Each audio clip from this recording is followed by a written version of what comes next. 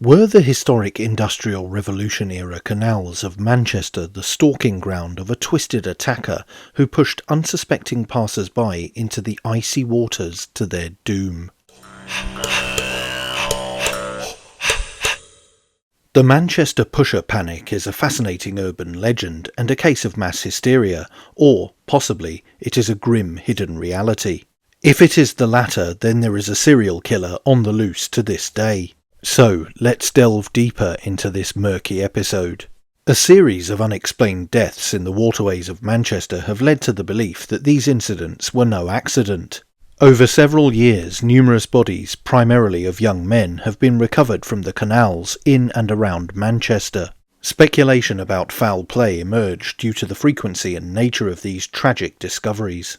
Many of the victims were found in similar conditions, often with no clear signs of accidental drowning, leading to theories that they might have been deliberately pushed into the water. Despite these concerns, police investigations have not confirmed the existence of the pusher, and many of the incidents have been officially ruled as accidents. Greater Manchester Police even took the step of releasing a video to allay fears of the pusher. Each death has been thoroughly investigated from the outset.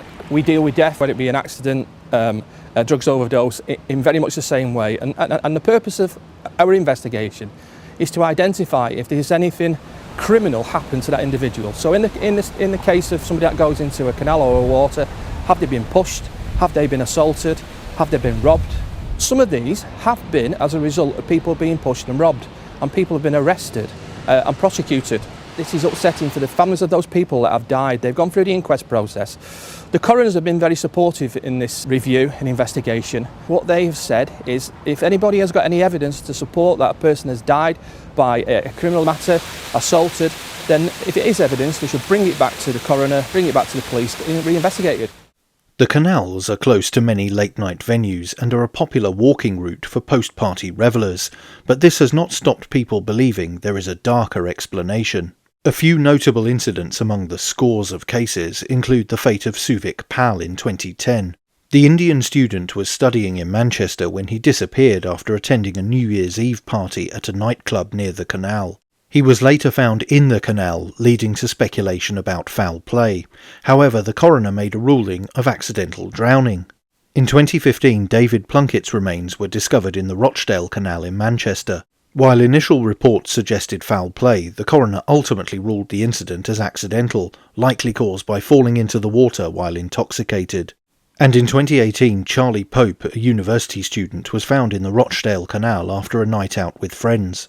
His demise was initially treated as suspicious, leading to speculation about the Manchester Pusher, but the coroner again ruled the case was one of accidental drowning, likely the result of a fall into the water while intoxicated.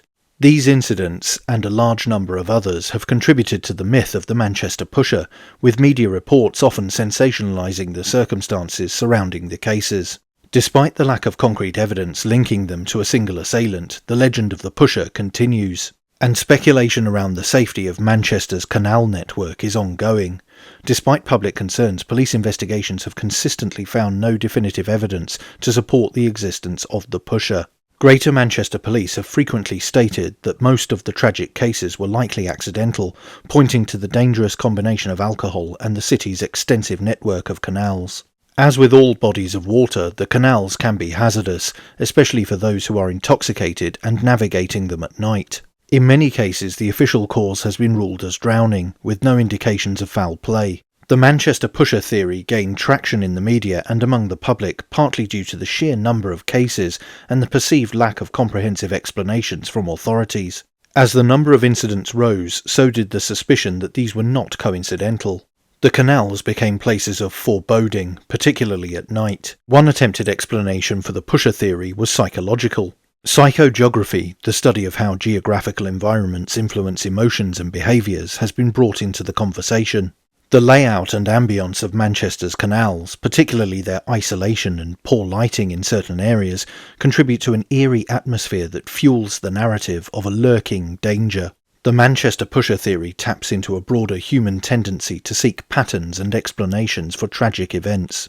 Unexplained incidents are unsettling, and the idea of a shadowy assailant offers a tangible, albeit frightening explanation compared to the randomness of accidents. This need for closure and understanding could drive much of the speculation surrounding the Manchester Pusher phenomenon. Despite the police reassurance, there are those who are convinced there is an attacker stalking Manchester's canals. And to this day, the Pusher remains a topic of local intrigue and debate, and shows no sign of stopping. But what do you think? Let me know in the comments below, and don't forget to like, share, and most importantly subscribe. And you can also support the channel on Subscribestar via the link in the description, or via YouTube Super Thanks. Thanks for watching. Bye for now.